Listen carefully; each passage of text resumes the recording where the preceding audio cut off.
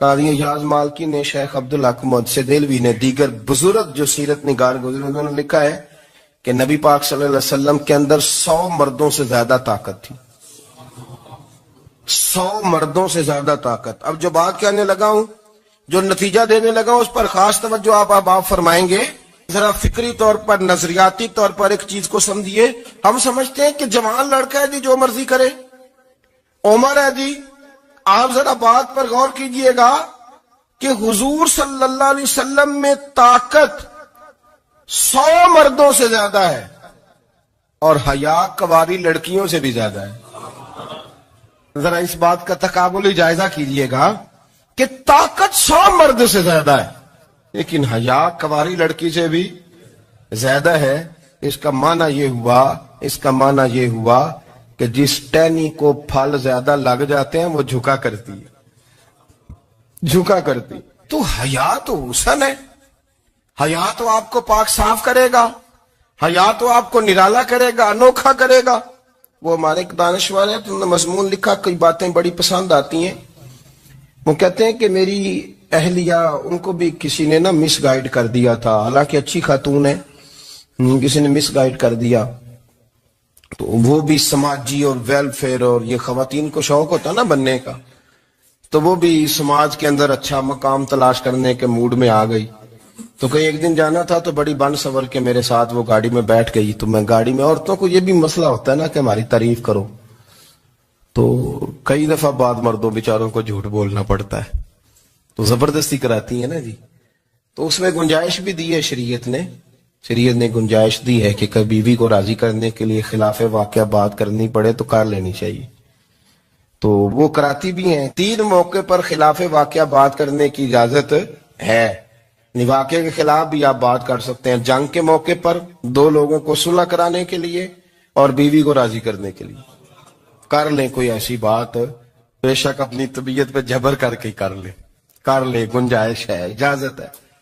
تو وہ کہتے ہیں جب وہ گاڑی میں میرے ساتھ بیٹھی بن سور کے، وہ تقاضا کرنے لگی کہ میں نے بڑے اچھے کپڑے پہنے ہیں پر آپ نے توجہ نہیں کرائی.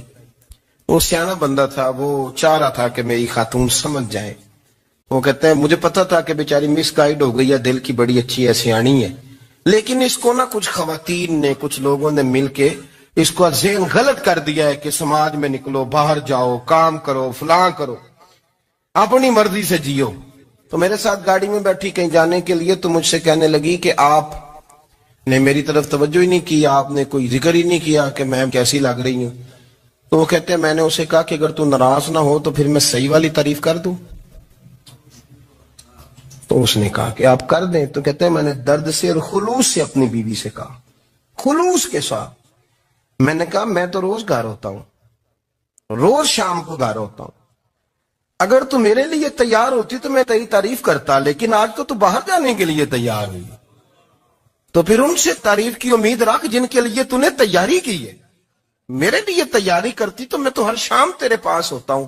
کہتے ہو میرے لفظوں میں درد تھا تو وہ بھی رو پڑی اور کہنے لگی آپ گاڑی روک دیں، مجھے باہر جا کے کسی کو راضی نہیں کرنا، میں نے اسے راضی کرنا ہے جس کو رب کریم نے میرا شوہر بنایا ہے اور میرے لیے منتخب کیا ہے میرے ماں باپ کو. میں واپس لوٹتی ہوں.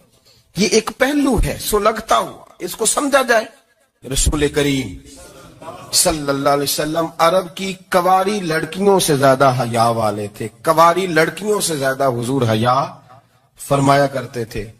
جب خانہ کعبہ کی مکہ شریف میں تعمیر ہو رہی تھی نا، اہل عرب اس کو تعمیر کر رہے تھے، تو نبی پاک صلی اللہ علیہ وسلم اپنے چچا حضرت عباس کے ساتھ خانہ کعبہ کی تعریف میں مصروف تھے.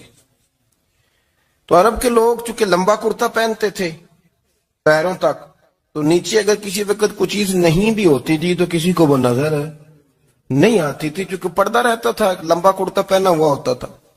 تو جب بچے، سرکار کی عمر مبارک بھی ابھی تھوڑی تھی، تو اس طرح بچے جب نکلتے تو وہ کئی دفعہ اپنی تہمت اتار دیتے نیچے سے، اور کوئی مزدوری کرنے لگتے تو 3-4 طے کر کے تہمت کی کندھے پہ رکھ لیتے. جس طرح کبھی دیہاتوں میں لوگ کپڑا سر پہ رکھتے تھے کہ اوپر اگر کوئی وزنی چیز رکھیں گے تو وہ تکلیف نہیں دے گی.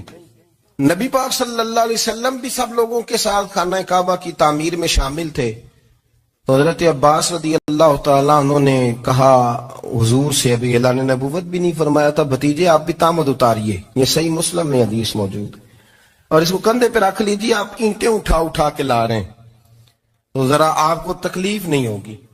تو سرکار دو عالم صلی اللہ علیہ وسلم سے یہ بات کہی، اور پھر جلدی سے حضور کی تہمت کو نکال کے نا، حالانکہ لمبا کرتا پہنا ہوا ہے، تو وہ جیسے ہی ان کے کندھے پہ رکھا اینٹیں رکھنے کے لیے، تو سرکار تو زمین پہ گر گئے، بے ہوش ہو گئے، آنکھیں آسمان کی طرف.